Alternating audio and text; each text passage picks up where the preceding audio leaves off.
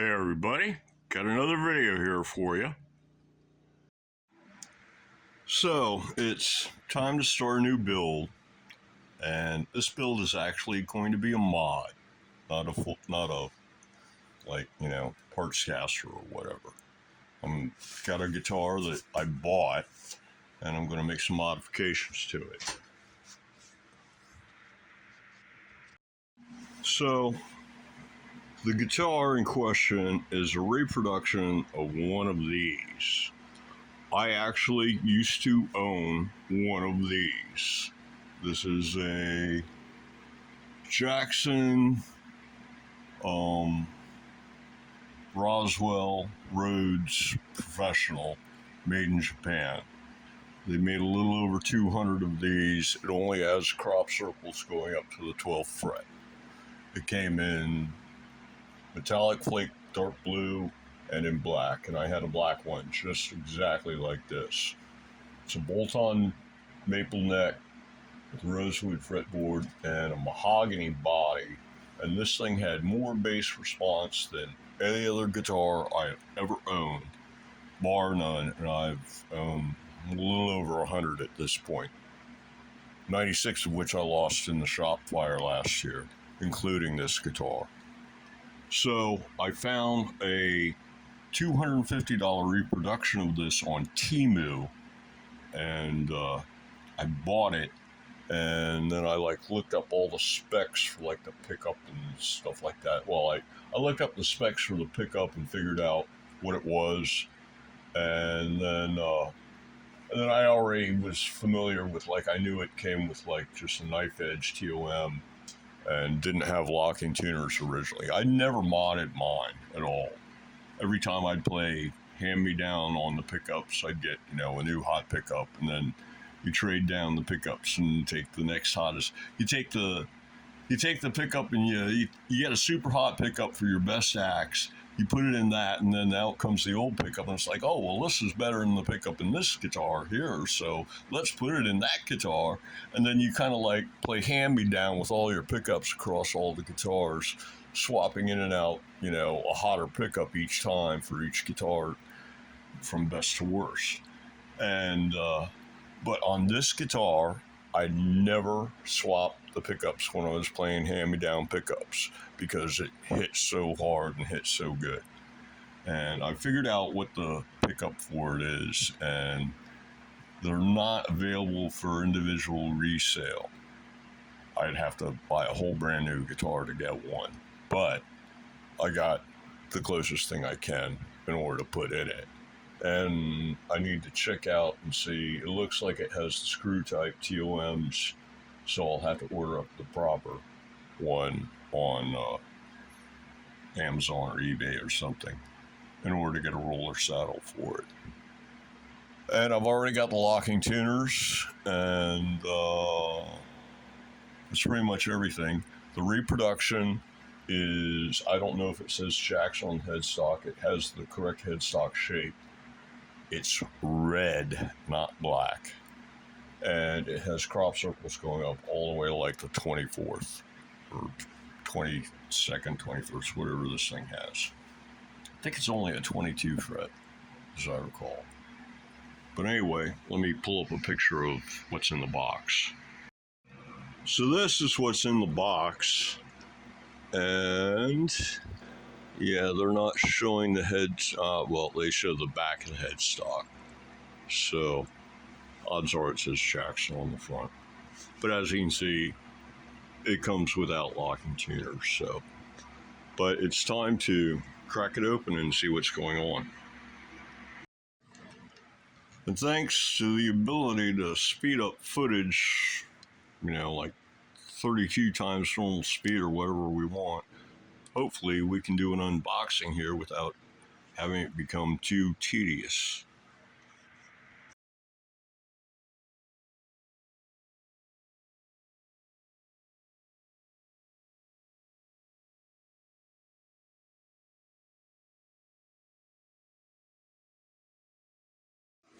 And the moment of truth.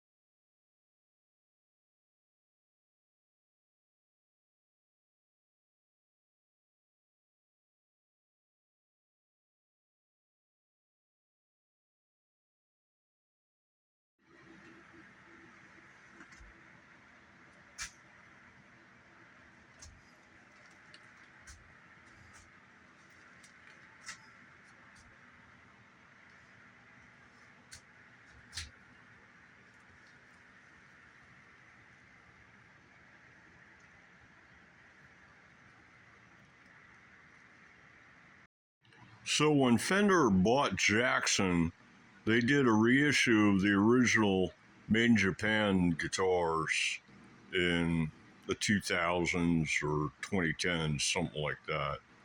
And right now, the originals, the most expensive ones are the aluminum bodies, followed by the made in Japans, like the one I had that burned up. And then after that comes the reissues. The reissues are nowadays are actually going for thousands of dollars. So, and I'm guessing that an original made in Japan might be worth like maybe $6, something like that. I couldn't find a price. So, but the black one you saw in the photos earlier, I'm guessing it's worth, you know, the reissues. I think we're going for like 4 or something crazy like that, 4,000. So I'm guessing an original would be like maybe 6,000. And you can right now, there's like 2 or 3 aluminum body originals available online starting at about 10 and a half. So, but this puppy right here was only $250, man. Can't beat it with a stick. Okay, this one has a bound fingerboard. The original did not. And this one has, looks like markers going up to the 22nd or so. And the original only went up to the 12th, as I recall. Let's see, 3, 5, 7, 9. Yeah, the originals, they only went up to the 12th. On the reissues, they had a 15th fret marker, and this one has a 17, a 19, and a 21 as well. And it actually looks like they're all unique, which is cool. Looks like it has a small post screw type knife edge TOM on it, and I might actually have a black roller TOM bridge with the correct size to fit these posts already. That's why I was waiting for the guitar in order to see what kind of posts it had on this thing to get a roller, because I had some, but not to fit all sizes of posts. And the pickup here has a black cover on it, which feels like it's metal. And the original had no cover, it was just black bobbins. And the original came with Duncan design pickups, which are made in Korea, only available in guitars like ESP and Jackson, obviously. And apparently they're still made to this day. They're supposed to be a little less bright, a little warmer, and a little less tight on the bottom end than a Seymour Duncan SH4. I want to say KB, but I'm not sure if it's KB. It's something B. And which is the pickup that I got to replace this. Okay, I found some more photos of an original here, and it's the cover for the control cavity is a different shape on this one here than on an original. The photo you see here is an original, and that's what the neck bolt pattern looks like. Let's see what it's like on this one. This one is a glue-in neck, not a bolt-on like the originals. And the truss rod cover is different. This actually might be a reproduction of the Fender reissues, because it says Jackson Custom Shop. Hold on, let me see. Jackson Custom Shop and Made in USA. Looking it over right quick, the guitar seems to be in fine shape. No damage or imperfection to the finish, anything like that. No noticeable anything. Yeah. Not that it matters because I'm going to put the whammy on this thing, but let's see, like, you know, how all the setup is and everything. Nut slots could be lower. Action could be a little lower. Frets are nice, man. Could be polished better.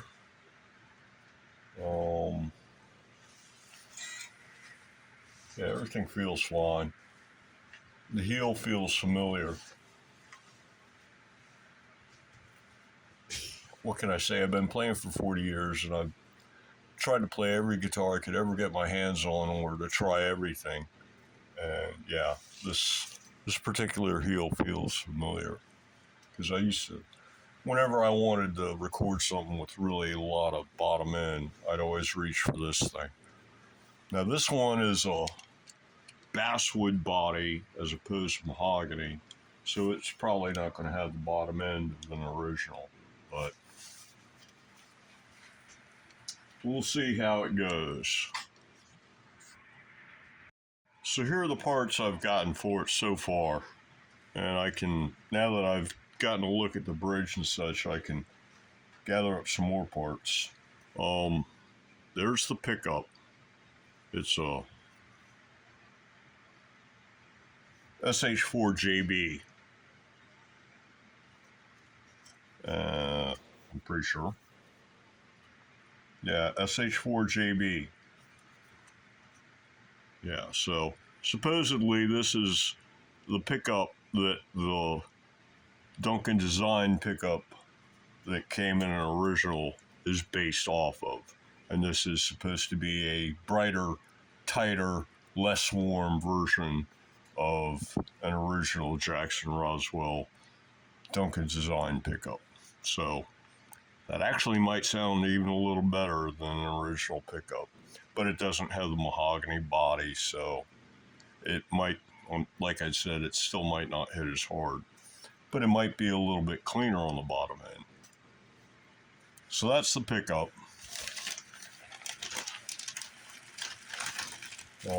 Got a strap for it, black with red lightning.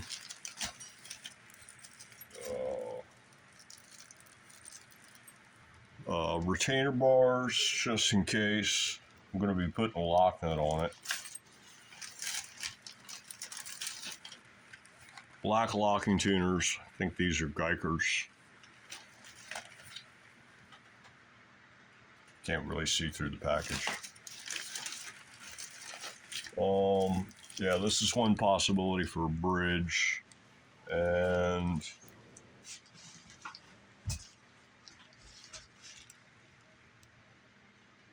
it might fit, might not. Wait and see.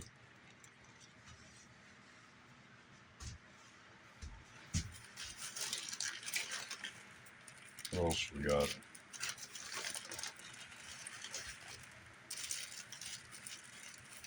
Strap locks.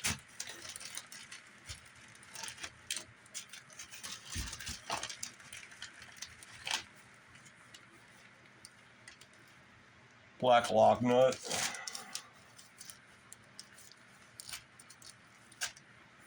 And I think that's it. So taking a look at it overall,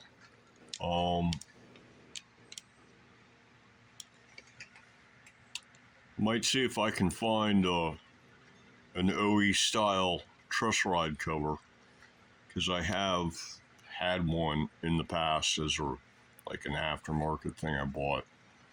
So I might be able to come across one. Interesting, no serial number or anything on the back anywhere. Yeah, so for the mods, it'll get locking tuners, correct truss rod cover if I can find one. I might cut the nut a little bit, file it down a bit. The frets aren't in bad shape. I might just leave them alone for now, at least. And oil up the the fretboard, obviously. Make sure the fret plane is as flat as possible. Lower the action some. Swap out for a roller TOM bridge. And put in the Seymour Duncan pickup. And a set of Ernie Ball 8s.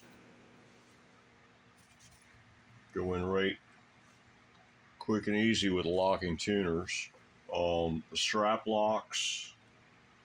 And I think that's about it, actually.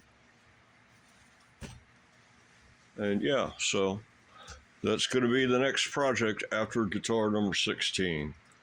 And the thing just came in, like, arrived at the shop here like 2 hours ago. So I had to open it up and see it. I really miss the old one. There's only a couple. I miss that, and I miss my LTD M2, and the rest of them are all replaceable. But those two aren't. Not really. But anyway, yeah, so in the next episode, I'll actually start on mods. So, for completeness sake, this is what the original blue sparkle body looked like.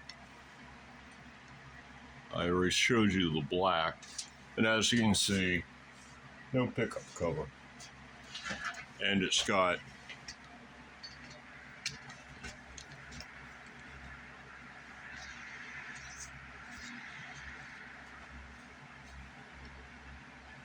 a trapezoid shape to the truss rod cover.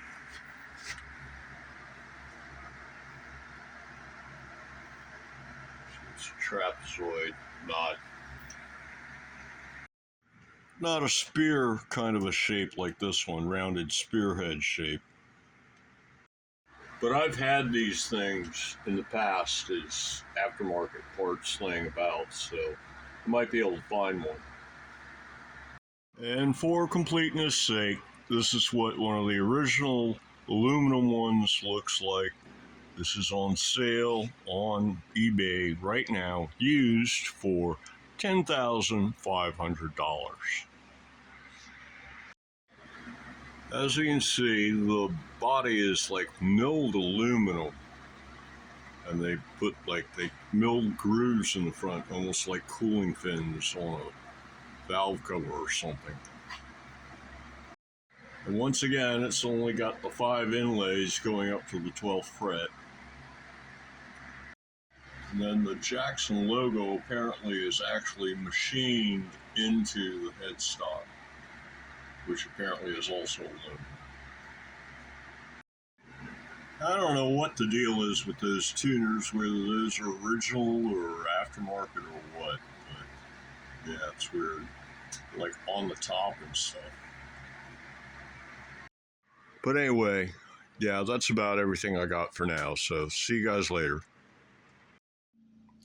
Well, I think that's going to do it for this video. So, until the next one, everybody, have a good one.